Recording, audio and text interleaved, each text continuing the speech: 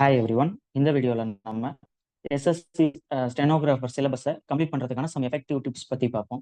Especially இந்த video இப்போ தான் நான் வந்து ஸ்டடி ஸ்டார்ட் பண்ணியிருக்கேன். 1 மந்த் பிஃபோர் 2 மந்த் பிஃபோர் தான் ஸ்டார்ட் பண்ணியிருக்கேன். I'm beginner. ஸோ இந்த எக்ஸாமில் கண்டிப்பாக ஒரு ட்ரை பண்ணி பார்க்கலாம் அப்படிங்கிறவங்களுக்கு இந்த வீடியோ யூஸ்ஃபுல்லாக இருக்கும். ஃபஸ்ட்டு நமக்கு வந்து எக்ஸாமுக்கு இன்னும் ஒரு 90 டேஸ் அப்படின்னு வச்சுக்கலாம். ஆனால் எக்ஸாம் டேட்டும் சொல்லிட்டாங்க. ஸோ 90 டேஸ்க்கும் போது 3 மந்த்ஸ் 3 மந்த்ஸை வந்து மந்த் 1, மந்த் 2, மந்த் 3ன்னு மந்த் 3 அப்படின்ட்டு பிரிச்சுக்கலாம். ஃபர்ஸ்ட் மந்த் 1ல எல்லா கான்செப்ட்ஸு ப்ளஸ் ரூல்ஸ் பேசிக்ஸ் எல்லாமே லேர்ன் பண்ணுங்க. தென் மந்த் 2 வந்து லேர்ன் பண்ண இதை வந்து டெஸ்ட் ப்ராக்டிஸ் பண்ணி பாருங்க. மோரோவர் ரிவிஷனுக்கும் அந்த என்னென்னலாம் மந்த் 1ல படிச்சிருக்கோம் அந்த பேசிக்ஸ் எல்லாமே ரெகுலர் ரிவிஷனுக்கு பண்ணு. அண்ட் மந்த் 3 வந்து ஃபைனல் ரிவிஷனுக்கும் ப்ளஸ் வந்து மார்க் டெஸ்ட்டு ஃபுல் டெஸ்ட்டு அந்த மாதிரி இதுக்கு வந்து ஸ்பெண்ட் பண்ணுங்க. ஃபர்ஸ்ட் இங்கிலீஷ் ப்ரிப்பரேஷன் பார்ப்போம். இங்கிலீஷில் வந்து கிராமர் அண்ட் ஒகாபுலரி தான் மோஸ்ட்லி வரக்கூடிய டாபிக்ஸ் பேஸ்ட் ஆன் தஸ். தென் அதை வந்து எப்படின்னா கிராமர் ஃபர்ஸ்ட்டு ரூல்ஸ் வந்து படிச்சுக்கோங்க. ரூல்ஸ் 30 to 40 டேஸ் வந்து டைம் ஆகும். நோட்ஸ் எதுவும் எடுக்கல, சும்மா ரஃபாக நோட்ஸ் எடுத்துக்கிறேன் அப்படின்னாலுமே உங்களுக்கு வந்து எப்படியும் ஒரு 30 டேஸ் அதுக்காக ஸ்பெண்ட் பண்ணலாம். No issue. நோட்ஸ் எடுத்துட்டு அதை வந்து ரெகுலராக ரிவைஸ் பண்ணுங்க. நோட்ஸ் எடுத்ததுக்கப்புறம் ரிவைஸ் பண்ணிட்டு டெய்லி வந்து டெஸ்ட் எழுதி பாருங்க நிறைய. இந்த இடத்துல வந்து கிராமருக்கு வந்து அப்ஜெக்டிவ் இங்கிலீஷ் பை எஸ்பி பக்ஷி அந்த புக் வந்து ரெக்கமெண்ட் பண்றேன். அது அது இருந்தாலுமே சில பேருக்கு கான்செப்ட்ஸ் புரியல அப்படின்னா வீடியோஸ் பாருங்க. யூடியூப்ல அந்த டாபிக் போட்டாலே தமிழ் இங்கிலீஷ் இன்னைக்கு வந்து எவ்வளோ யூடியூப் வீடியோஸ் இருக்கு. ஸோ அதை வந்து நீங்க பார்த்து தெரிஞ்சுக்கலாம். அண்ட் ஒகாபுலரிக்கு நீங்க எவ்வளோ படிச்சாலும் வந்து பத்தாது.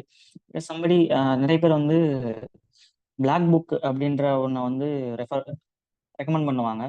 என்ன கேட்டால் நீங்கள் வந்து டெஸ்ட் எழுதி அந்த மாதிரி வந்து கற்றுக்கிறது பெட்டர். பிகாஸ் பிளாக் புக்கில் வந்து நிறைய ஒகாபுலரி இருக்கும். அது படித்து முடிக்கவே எக்ஸாம் முடிஞ்சு போயிடும். ஸோ வந்து டெய்லி அந்த மாதிரி டெஸ்ட் எழுதி சினானிம்ஸ் சென்டென்ஸ் எழுதி அப்படி வந்து ப்ராக்டிஸ் பண்ணீங்க அப்படின்னா உங்களுக்கு யூஸ்ஃபுல்லாக இருக்கும். டெய்லி சம் வேர்ட்ஸ் வந்து லேர்ன் பண்ணிக்கலாம். ப்ளஸ் வந்து எஸ்எஸ்சி ரிப்பீட்டட் கொஷின்ஸ் வந்து தெரிஞ்சுக்கலாம். And reading comprehension close test வந்து ரெகுலராக ப்ராக்டிஸ் பண்ணுங்க. ப்ராக்டிஸ் பண்ணால் தான் அது வந்து டைம் வந்து இம்ப்ரூவ் பண்ண முடியும். அண்ட் தென் அதான் மார்க் டெஸ்ட் வீக்லி டெஸ்ட் எழுதி பாருங்க. டெய்லி படிக்கிற டாபிக்ஸ் வந்து அப்பப்போ எழுதி பாருங்க. டெஸ்ட் எழுதி பாருங்க டெய்லி. அண்ட் ரீசனிங் வந்து ஈஸியாக முடிக்கிற டாபிக் தான். டெய்லி நீங்கள் ஒரு டாபிக் படிச்சீங்கனாலே 30 நாளில் வந்து 30 டாபிக் படிச்சிடலாம். அது 25 to 30 டாபிக்ஸ் தான் இருக்கும். ஸோ வந்து சீக்கிரம் முடிச்சிடலாம். அதுக்கு வந்து டிஎன் கரியர் சர்வீஸ் யூடியூப் சேனலில் பிளேலிஸ்ட் இருக்குது. அதை நான் டிஸ்கிரிப்ஷனில் தரேன். கண்டிப்பாக அதை பாருங்கள். அதுவே உங்களுக்கு போதும். அது கான்செப்டும் சொல்லி தருவாங்க. ப்ளஸ் வந்து ஷார்ட்கட்டும் உங்களுக்கு ஈஸியாக இருக்கும். டெய்லி ஒரு 1 மணி நேரம் 1.5 மணி நேரம் அந்த வீடியோஸ் வந்து ஒரு 1/2 hour தான் இருக்கும். அது வந்து பார்த்துட்டு அதுக்கப்புறம் நீங்கள் கொஞ்சம் ப்ராக்டிஸ் ட்ரை பண்ணீங்கனாலே கான்செப்ட் உங்களுக்கு புரிஞ்சிடும். மெயினாக ரீசனிங்கில் நம்ம கான்செப்ட் தான் முக்கியம். அதை வச்சு டெய்லி ப்ராக்டிஸ் பண்ணிக்கிட்டே இருந்தீங்க அப்படின்னா உங்களுக்கு மைண்ட் கால்குலேஷனில் வந்துடும். பென் அண்ட் பேப்பர் இல்லாமல் நம்ம சால்வ் பண்ணுற மாதிரி வந்து அந்த அந்த ஸ்டேஜ் வந்து. தென் ஜிகே வந்து ஒரு பெரிய டாபிக், ஜென்ரல் அவேர்னஸ். இதில் வந்து ஃபர்ஸ்ட் இம்பார்ட்டண்டான டாபிக்ஸ் லைக் ஹிஸ்ட்ரி, பாலிட்டி இதெல்லாம் வந்து ரொம்ப பெரிய டாபிக்ஸ் ப்ளஸ் வந்து இம்பார்ட்டன்ட் டாபிக்ஸ். அதெல்லாம் கொஞ்சம் இம்பார்ட்டன்ட் கொடுத்து படிங்க. சில டாபிக்ஸ் இப்போ சயின்ஸில் வந்து கெமிஸ்ட்ரி, பயாலஜிலாம் நம்ம எவ்வளோ டெப்த்தாக போனாலும் படித்து முடிக்க முடியாது. ஸோ அதெல்லாம் வந்து அதாவது லெஸ் இம்பார்ட்டன்ட் டாபிக்ஸை வந்து ஒமிட் பண்ணாமல் just one time read out பண்ணுங்க. நீங்கள் ஷெடியூல் மேக் பண்ணும்போதே இந்த மாதிரி இம்பார்ட்டண்டான டாபிக்ஸுக்கு ப்ரையாரிட்டி கொடுத்து ஒரு ஷெடியூல் அதுக்காக கொஞ்சம் டைம் ஸ்பெண்ட் பண்ணலாம். ஏன்னா ஹிஸ்ட்ரி, பாலிட்டியில் வந்து எல்லா மோஸ்ட்லி ரிப்பீட்டட் ஆர்டிகல்ஸ்லாம் இருக்கும். ஆர்டிகல்ஸ் மீன்ஸ் அந்த பார்ட் சாப்டர்ஸ் அதெல்லாம் வந்து எல்லா ஆர்டிக்கலுமே வந்து தெரிஞ்சு வச்சுக்கோங்க. ஏன்னா நான் படிக்கும்போது எல்லா ஆர்டிக்கலுமே வந்து படித்தேன். அதுக்காக நான் எல்லாரையும் அப்படி சொல்லல. ஸோ தெரிஞ்சு வச்சுக்கிறது பெட்டர். பிகாஸ் எந்த ஆர்டிக்கல் வந்து எப்படி எதை சொல்லுதுன்னு கேட்கலாம். ஒரு ஆர்டிக்கல் நம்பர் கொடுத்து இது எதை சொல்லுது அப்படின்னு கேட்கலாம். இல்லை அந்த ஆர்டிக்கலோட அது எனிதிங் இன்பிட்வீன் எதுலேருந்து வேணாலும் கொஸ்டின் கேட்கலாம். ஸோ வந்து எல்லா ஆர்டிக்கலும் ஒன்ஸ் படித்து வச்சுக்கோங்க. தென் வந்து constitution making, polity and history, static GK வந்து ரொம்ப பெரிய டாபிக். அதில் ரிப்பீட்டட் டாபிக்ஸ் வந்து ஃபர்ஸ்ட் இம்பார்ட்டன்ட் கொடுத்து படிங்க. தென் வந்து சும்மா ரீட் அவுட் பண்ணுற டாபிக்ஸ் தான் அப்படின்றத வந்து லேட்டராக வந்து ரிவிஷன் டைமில் ஃப்ரீ டைம் இருக்கு வீக்லி, அந்த மாதிரி டெய்லியே வந்து ஒரு கொஞ்ச நேரம் ஃப்ரீ டைம் இருக்கு அப்படிங்கும்போது அந்த சின்ன சின்ன டாபிக்ஸ்லாம் ஸ்டாட்டிக் ஜிகேல படிச்சிடலாம். ஃபார் எக்ஸாம்பிள் இந்த கண்ட்ரீஸ், கேபிட்டல்ஸ், கரன்சிஸ், இந்த மாதிரி லைக் தட். அதை வந்து அந்த மாதிரி படிச்சுக்கலாம். தென் வந்து கரண்ட் அஃபேர்ஸ் வந்து நான் சொல்லியிருக்கேன், வீக்லி கரண்ட் அஃபேர்ஸ் அது ஒரு ஒருத்தரும் ஒரு ஒரு மாதிரி படிப்பாங்க. பட் வீக்லி கரண்ட் அஃபேர்ஸ் படிக்கிறது பெட்டர். பிகாஸ் டெய்லி படிச்சீங்க அப்படின்னா உங்களுக்கு போர் அடிச்சிடும். மந்த்லி படிச்சுன்னா நிறைய இருக்கிற மாதிரி இருக்கும். ஸோ வீக்லி படிச்சுக்கிறது பெட்டர். அண்ட் ஃபைனல் ரிவிஷன் பண்றப்போ போன வீடியோல சொல்லியிருப்பேன், மந்த்லி பிடிஎஃப் டவுன்லோட் பண்ணி படிங்க. பிகாஸ் நீங்க முன்னாடியே இப்போ வீக்லி படிச்சிருந்தீங்க அப்படின்னா உங்களுக்கு ஓரளவுக்கு ஞாபகம் இருக்கும். ஸோ மந்த்லி கரண்ட் அஃபேர்ஸ் படிக்கும்போது அது ஒரு ரிவிஷனா இருக்கும். கரண்ட் அஃபேர்ஸ்லயுமே வந்து வீக்லி குவிஸ் அட்டன் பண்ணி பாருங்க. அது எஸ்எஸ்சி கரண்ட் அஃபேர்ஸோ ஆர் எனி அதர் இருந்தாலும் அதை வந்து அட்டன் பண்ணி பாருங்க. அதுல வந்து நம்ம தெரிஞ்சுக்கலாம். தென் வந்து சயின்ஸ், நான் முன்னாடி சொன்ன மாதிரி சயின்ஸ்லாம் வந்து அந்த சும்மா ஒன் டைம் ரீட் அவுட் பண்ணிட்டு போறது பெட்டர். பிகாஸ் பிசிக்ஸ்ல மோஸ்ட்லி இன்வென்டர்ஸ், அவங்க என்ன இன்வென்ட் பண்ணாங்க, அது father of this or that, அந்த மாதிரி தான் பிசிக்ஸ்ல மோஸ்ட்லி கேட்பாங்க. லைக் ஃபாதர் ஆஃப் ஓம் வந்து டிஸ்கவர் அந்த மாதிரி கேட்கலாம்.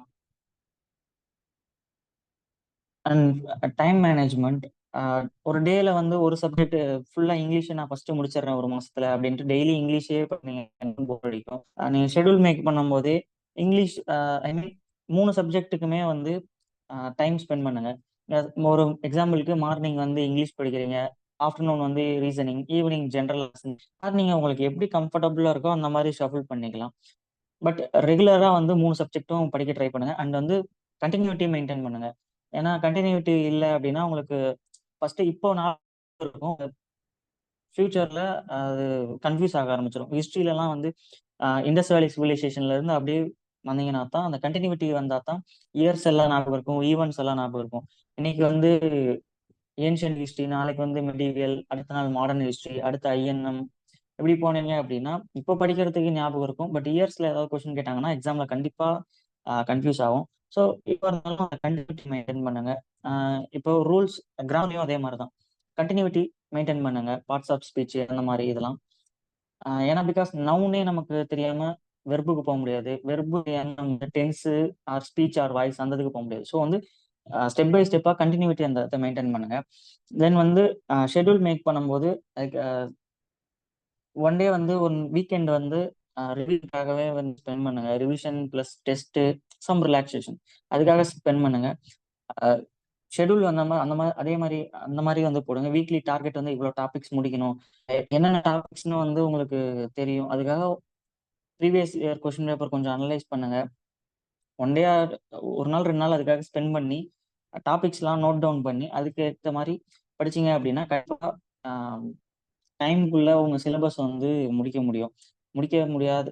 ஏன்னா ஜிகே தான் வந்து கம்ப்ளீட் பண்ண முடியாத மாதிரி இருக்கும். அதுலயும் உங்களுக்கு என்னென்ன டாபிக்ஸ் வந்து கிடைக்குதோ அது எல்லாத்தையுமே முடிஞ்ச அளவுக்கு படிச்சு வச்சிருங்க.